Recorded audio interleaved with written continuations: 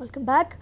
నాటా మహాసభల్లో పాల్గొనేందుకు అమెరికా రావటం ఆనందంగా ఉందన్నారు వైఎస్ఆర్సీపీ ఎంపీ మిథున్ రెడ్డి. యుఎస్ వైఎస్ఆర్సీపీ విభాగం క్రియాశీలకంగా పనిచేస్తోందని ఆయన చెప్పారు.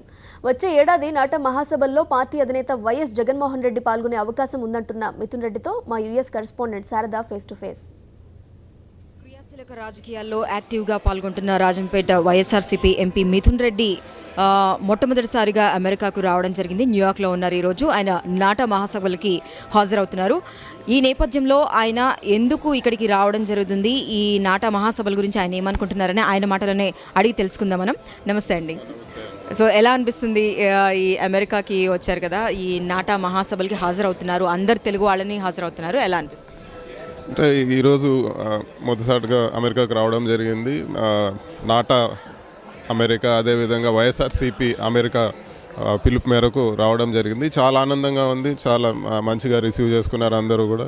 ప్లస్ ఇక్కడ అరేంజ్మెంట్స్ కూడా చాలా గొప్పగా ఉన్నాయి.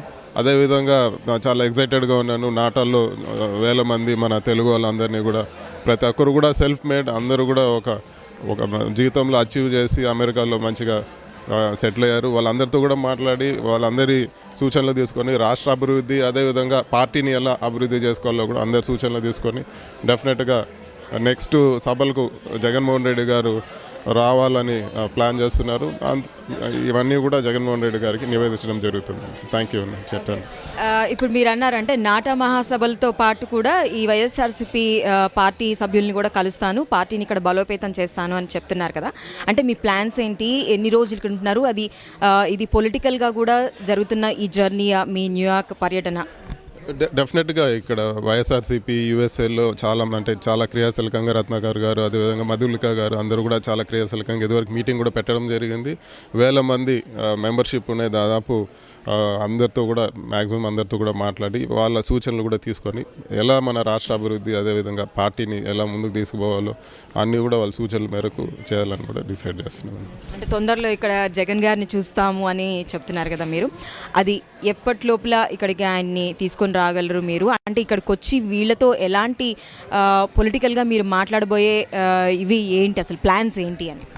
ఈరోజు మనం రాష్ట్రంలో చూస్తున్నాము, జగన్మోహన్ రెడ్డి గారు ప్రజా సమస్యల పైన తీరిక లేకుండా పోరాడుతున్నారు. నాటా కూడా ఆహ్వానించడం జరిగింది. అదేవిధంగా వైఎస్ఆర్సీపీ యూఎస్ఏ కూడా జగన్మోహన్ రెడ్డి గారిని ఆహ్వానించడం జరిగింది. డెఫినెట్గా నెక్స్ట్ ఇయర్ 2017 లేదా 2018 అర్లీ 2018లో జగన్మోహన్ రెడ్డి గారు అమెరికాకు వస్తారని చెప్పి కూడా మాకు చెప్పడం జరిగింది. అదే విషయం కూడా నేను మన పార్టీ వాళ్ళకు కూడా తెలియజేసే ఉద్దేశంతో ఉన్నాను.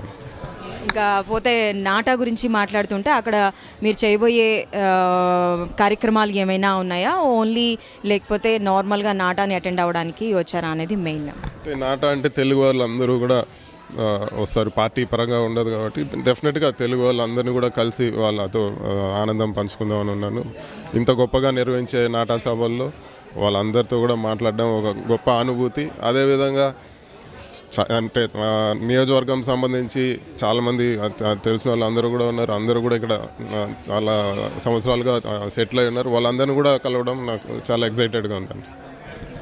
సో నాటాతో పాటు ఇక్కడ వైఎస్ఆర్సీపీ వాళ్ళందరినీ కూడా, సభ్యులందరినీ కూడా కలిసి ఇక్కడ పార్టీని బలోపేతం చేస్తాము అని చెప్తున్నారు MP Mithun Reddy. This is Sharada reporting to Sakshi from New York.